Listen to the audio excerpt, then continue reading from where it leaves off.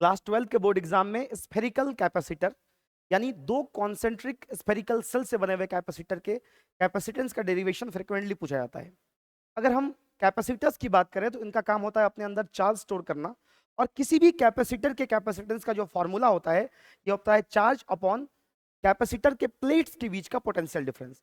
अगर यहाँ पे हम कैपेसिटेंस की बात करें तो हमारे पास जो इस स्फेरिकल सेल कैपेसिटर्स की कैपेसिटेंस आ जाएगी, ये कैपेसिटेंस आ जाएगी capacitance C is equal to Q upon में V।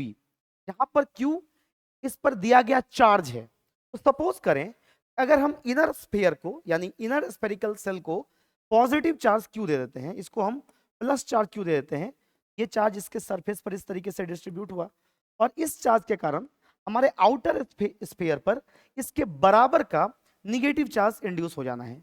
आउटर स्फीयर पर इसके बराबर का निगेटिव चार्ज इंड्यूस हो जाना है।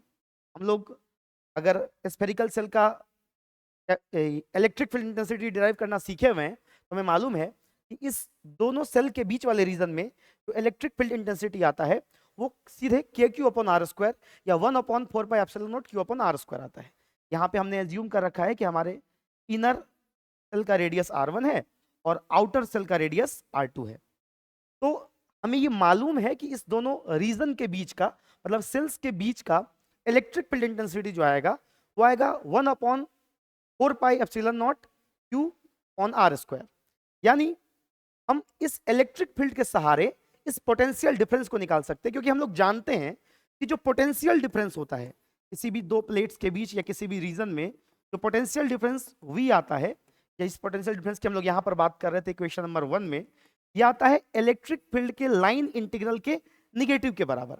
और यहाँ पर जो इलेक्ट्रिक फील्ड दोनों के बीच में आना है वो आना है Q अपॉन 4πε0 1/r² dr।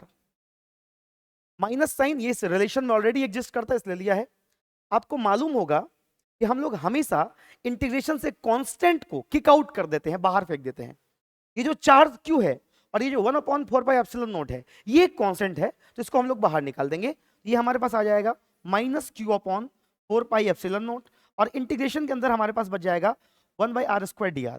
अब यहां पर अगर लिमिट्स की बात करें कि इंटीग्रेट कहां से कहां तक करना है, तो इस रिलेशन में जो इंटीग्रेशन का लिमिट हम लोग लेते हैं वो R2 से लेकर R1 तक लेते हैं। यहां पर भी R2 से लेकर के R1 तक लेंगे, यहां पर भी R2 से लेकर के R1 तक लेंगे। अब ये एक बेसिक मैथमेटिक्स हो गया जहां पर हमें 1/r² का इंटीग्रेशन करना है। अगर मैं पोटेंशियल की बात करूं तो ये हमारे पास जो आ जाएगा, चूंकि हमने -Q/4πε0 को बाहर निकाल दिया है और हमें इंटीग्रेशन करना था 1/r² का। 1/r² की जो इंटीग्रेशन आती है ये आती है -1/r, -1/r, और लिमिट जो हम लोग को लेना है वो R2 से लेकर के R1 तक लेना है। अब मसला ये है कि इंटीग्रेशन कैसे आया, तो आपको मालूम होगा कि x के पावर n का जो इंटीग्रेशन होता है ये होता है n+1 अपॉन में n+1।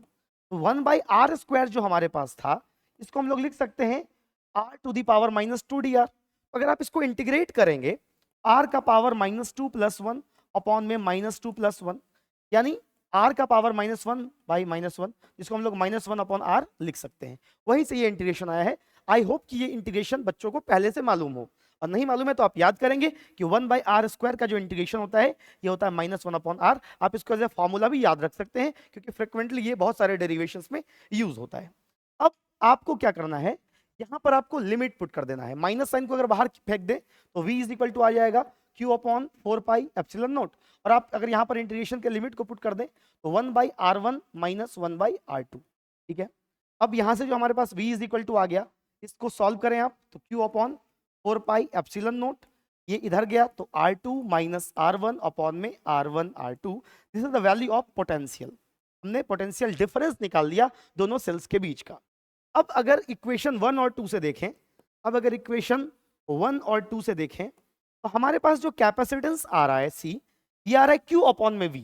तो Q हमारे पास तो ऑलरेडी गिवन है, Q हमने लिया था, एज्यूम किया था, और पोटेंशियल डिफरेंस हमने निकाल लिया Q/4πε0, और ये हमारे पास है R2 - R1 अपॉन में R1 R2। आप क्लियरली देख पा रहे होंगे बच्चों कि ये Q और ये Q कैंसल आउट हो जाना है, और जब ये इक्वेशन पलटेगा, मतलब जब नीचे के टर्म को हम इसको पलटने का काम करेंगे तो ये हमारे पास हो जाएगा 4πε0, नीचे वाला टर्म ऊपर चला जाएगा, R1 R2 है ना, और ये जो टर्म है हमारे पास R2 माइनस R1, ये इस तरीके से आ जाएगा। मतलब हमने देखा कि अगर हमारे पास कोई स्फेरिकल कैपेसिटर है तो स्फेरिकल कैपेसिटर की जो कैपेसिटेंस आएगी ये आ जाएगी 4 pi epsilon not R1 R2 upon में R2 माइनस R1। आपको जहन में ये रखना है, यहां पर एप्सिलॉन नॉट जो है ये परमिटिविटी है, परमिटिविटी ऑफ फ्री स्पेस आपने बोल दिया इसको। आपको अगर कोई पूछे कि यहां पर R2 क्या है, तो R2 जो यहां पर है ये आउटर रेडियस है। मतलब हमारे पास जो दो कॉन्सेंट्रिक स्फेरिकल सेल्स हैं इसमें आउटर वाले का रेडियस है ये, और R1 जो है यहां पर ये इनर रेडियस है। इस तरीके से हम लोगों ने 12th बोर्ड एग्जाम में स्पेसिफिकली एक काफी इंपॉर्टेंट टॉपिक होता है स्फेरिकल सेल कैपेसिटर, जिसका हमने कैपेसिटेंस निकाला, बच्चों के कमेंट आ रहे थे इसलिए। Thank you so much.